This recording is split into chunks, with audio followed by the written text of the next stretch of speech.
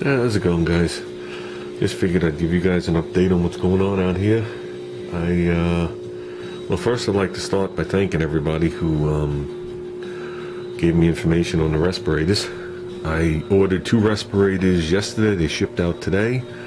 I found the site that had the 3M respirators that everybody was talking about. I can't remember the part number.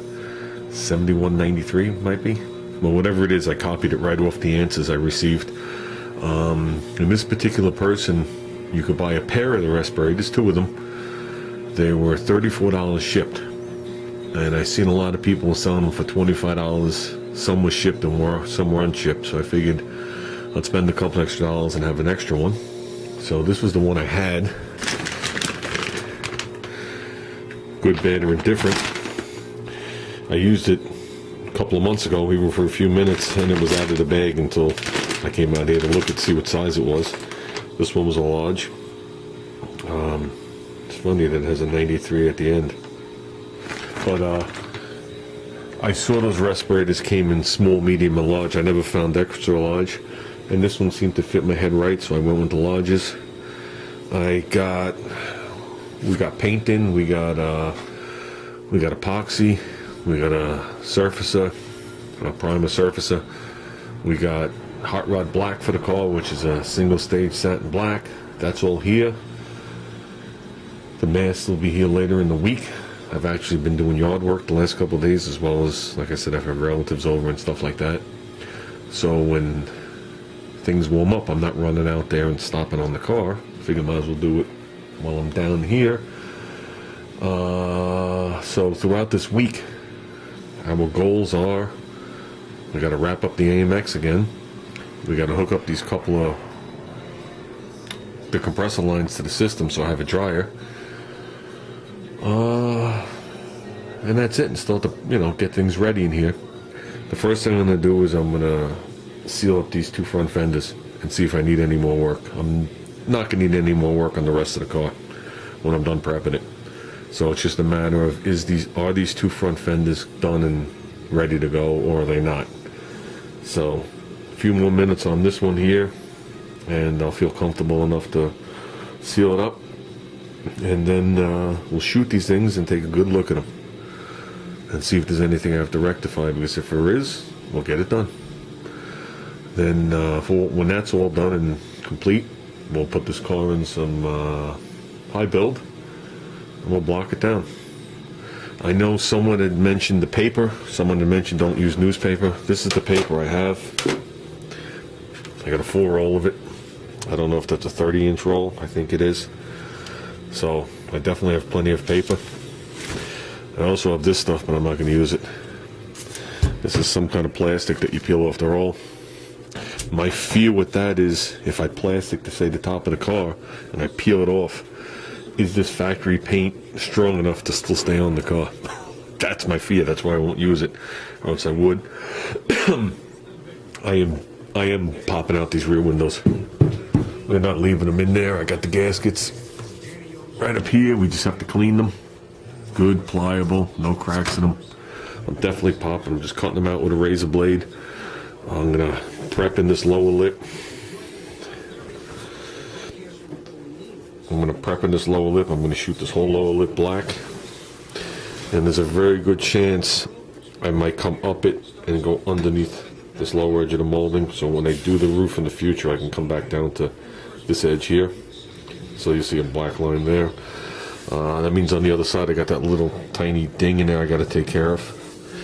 I figured it's stupid to do it this way, because if I decide to paint the roof, it's just not going to work out. I have a feeling I'm going to be short on the black, and I'm going to have to go further down on the roof next year when I do it. I really don't want to have to deal with that. I'd rather bring the black up a little higher this year.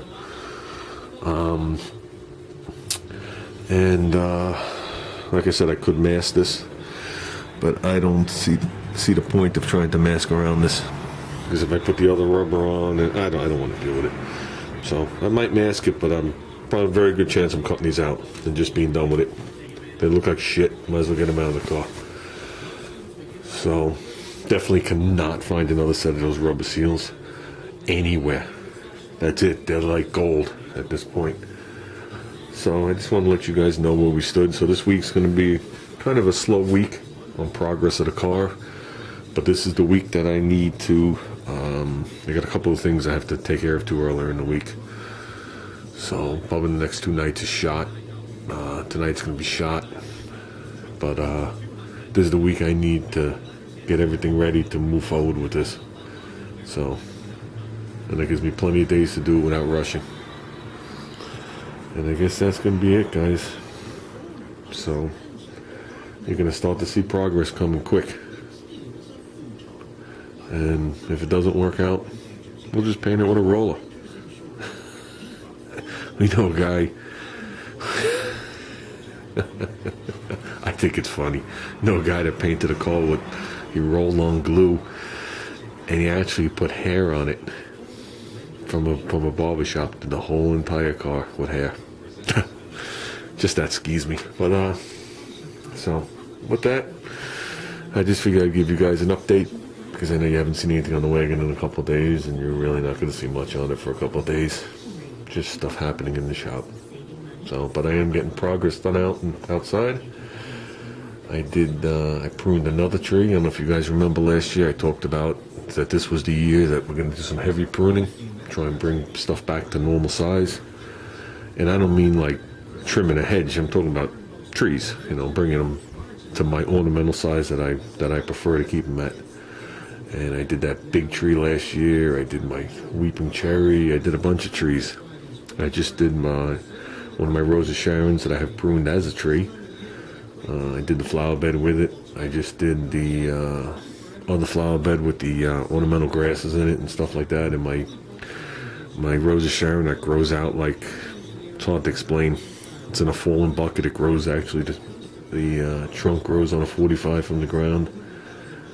And then it just sticks with flowers at the ends of it. No leaves on the sticks. It's pretty cool. I did that whole flower bed. And this is all stuff that I'd have to do and stop working on the car. So, as long as I work every day, I don't care. That's it, guys. I gotta go inside, take a shower. I got places I gotta run to. So, like I said, everybody have a good day. And one more thing on this chain. When I switched this motor out, now bear in mind, we had the 4-horse that comes from here.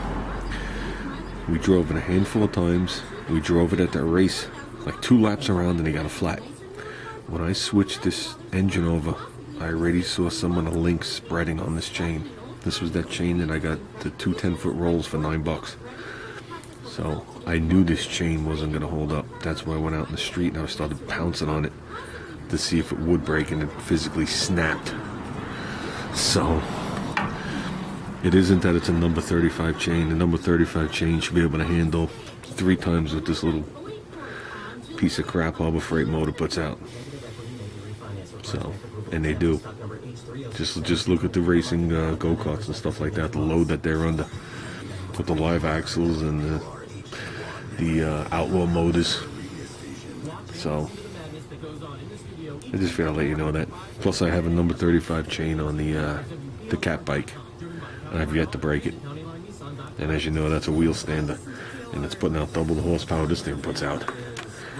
So, we are going to buy a quality chain for this, and that also means, which I figured, we're going to have to buy a quality chain for this. He says, no way that one's going to hold up either. That's the same chain. So, that's it, guys.